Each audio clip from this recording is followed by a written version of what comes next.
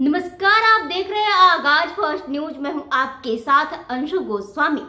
दिल्ली विधानसभा चुनाव के लिए आम आदमी पार्टी और भारतीय जनता पार्टी के बीच यूपी बिहार से जुड़े पूर्वांचल के वोट बैंक को लेकर तनाव बढ़ता जा रहा है। आम आदमी पार्टी के प्रमुख अरविंद केजरीवाल ने भारतीय जनता पार्टी पर आरोप लगाया है कि वो पूर्वांचलियों के वोट को काटने का काम कर रही है।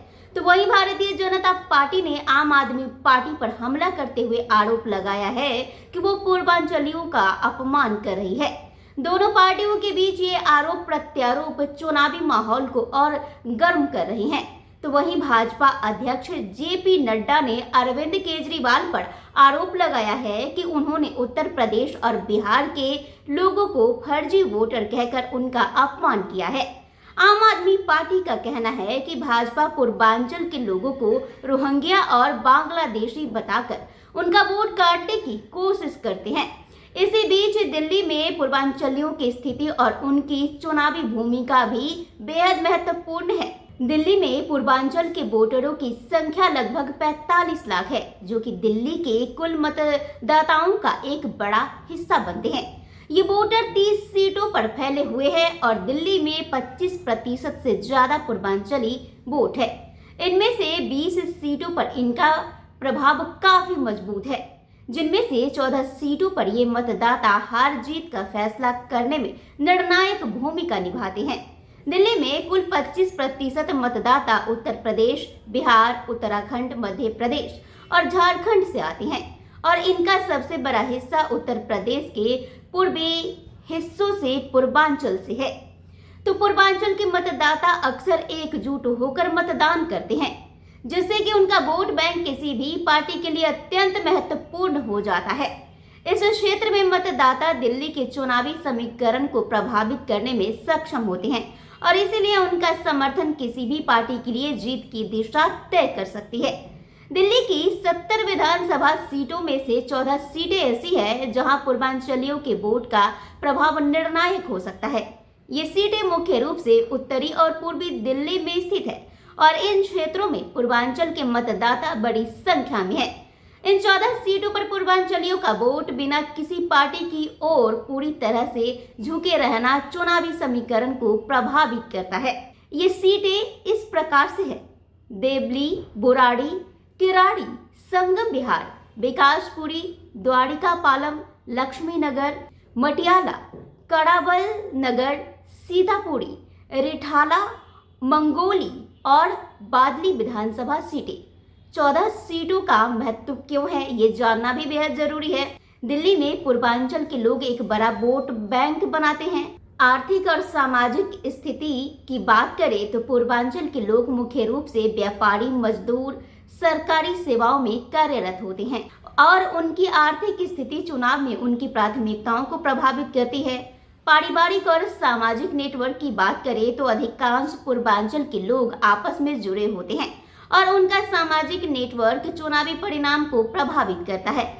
राजनीतिक रणनीतियों पर अगर नजर डाले तो राजनीतिक पार्टियां इस वोट बैंक को अपनी ओर आकर्षित करने के लिए विशेष रणनीतियां अपनाती है, जैसे कि भाषा, संस्कृति और स्थानीय मुद्दों पर ध्यान केंद्रित करना। दिल्ली विधानसभा चुनाव 2015 में पूर्वांचल प्रभावी सभी 16 सीटों पर 64% वोट आम आदमी पार्टी को मिले थे। भाजपा को एक भी सीटें नहीं मिली थी, जबकि उसे 29% वोट मिले थे। कांग्रेस को सिर्फ 4 सीटों पर वोट मिला था। तो वहीं 2020 में आपको 14 सीटों और 54.62% वोट मिले, जबकि भाजपा को 2 सीटों पर 39.09% वोट मिले। तो वहीं कांग्रेस को 2.44% वोट मिले। तो वहीं 2025 में पूर्वांचली वोट का रुख क्या होगा, ये कहना मुश्किल है। आम आदमी पार्टी ने दिल्ली में अपनी जड़ें मजबूत की है और दिल्ली सरकार की नीतियां खासकर शिक्षा, स्वास्थ्य, बिजली, पानी और सुरक्षा जैसे मुद्दे पर पूर्वांचलियों को आकर्षित कर सकते हैं। खास तौर पे शिक्षा और स्वास्थ्य के क्षेत्र में आप द्वारा किए गए सुधार पूर्वांचलियों के लिए महत्वपूर्ण हो सकते हैं। हालांकि प्रदूषण, टूटी सड़कें और भ्रष्टाचार जैसे मुद्दे पर आपके लिए एक चुनौती भी हो सकते हैं, जो कि भाजपा को फायदा पहुंचा सकती है। इस प्रकार से 2025 में दिल्ली चुनाव में पूर्वांचलियों का वोट बैंक महत्वपूर्ण भूमिका निभाती है और उनकी प्राथमिकताओं को ध्यान में रखते हुए राजनीतिक दलों को अपनी रणनीतियां तय करनी होगी। तो वहीं दूसरी ओर भारतीय जनता पार्टी दिल्ली में हमेशा से एक मजबूत राजनीतिक दल भी रही है। भाजपा के पास केंद्र सरकार की ताकत है तो मोदी सरकार की योजनाओं का दिल्ली में प्रभाव भी देखा जा सकता है। भाजपा ने हमेशा राष्ट्रीय सुरक्षा, हिंदू पहचान और विकास के मुद्दे को प्राथमिकता दी है और इन मुद्दों पर आधारित अपनी रणनीतियों को चुनावी मैदान में उतारा है। इन मुद्दों को लेकर भाजपा ने पूर्वांचलीय मतदाताओं के बीच अपनी पैठ बनाने की कोशिश की है।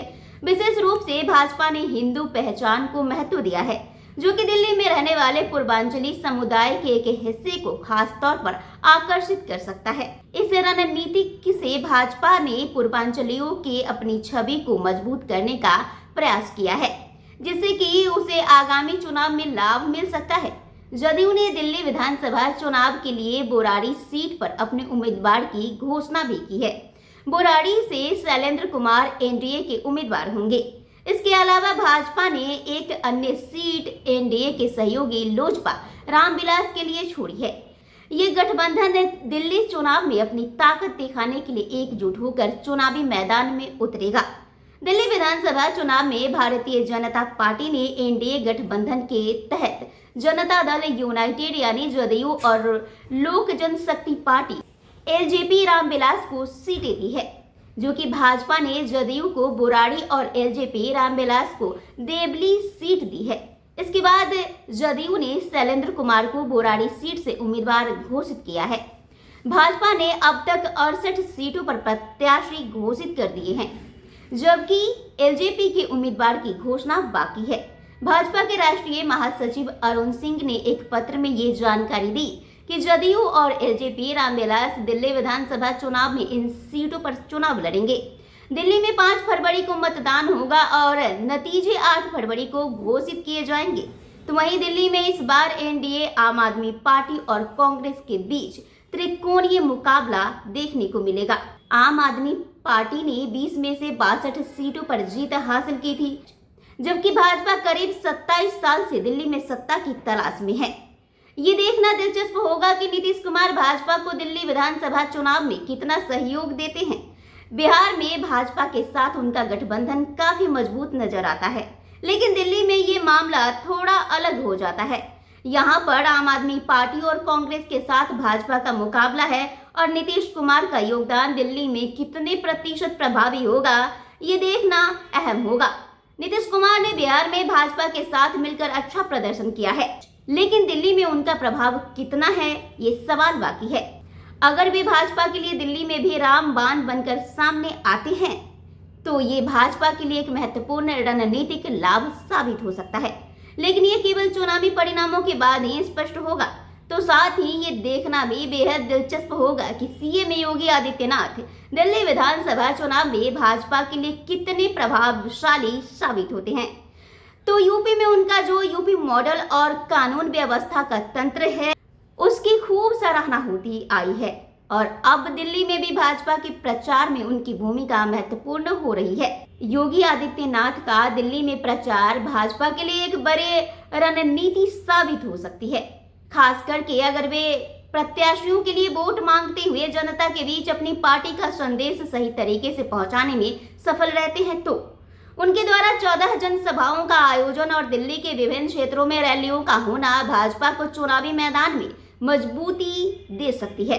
इसके अलावा उनके आक्रामक और बेबाक अंदाज में भाषण देने की शैली भी दिल्ली की जनताओं में एक प्रभाव छोड़ सकती है। हालांकि ये भी देखना होगा कि क्या उनका यूपी मॉडल दिल्ली के चुनावी माहौल में फिट बैठता है या नहीं। अंततः चुनाव के नतीजे ही ये स्पष्ट करेंगे कि योगी आदित्यनाथ भाजपा के लिए दिल्ली में कितने कारगर साबित होते हैं। इसलिए दिल्ली विधानसभा चुनाव के नतीजे ये तय करेंगे कि नीतीश कुमार भाजपा के लिए दिल्ली में कितने कारगर साबित होते हैं और योगी आदित्यनाथ कितने महत्वपूर्ण, ये देखना बड़ा दिलचस्प होगा। तो इसी तरह के खबरों को देखने के लिए देखते रहिए आगाज फर्स्ट न्यूज। शुक्रिया।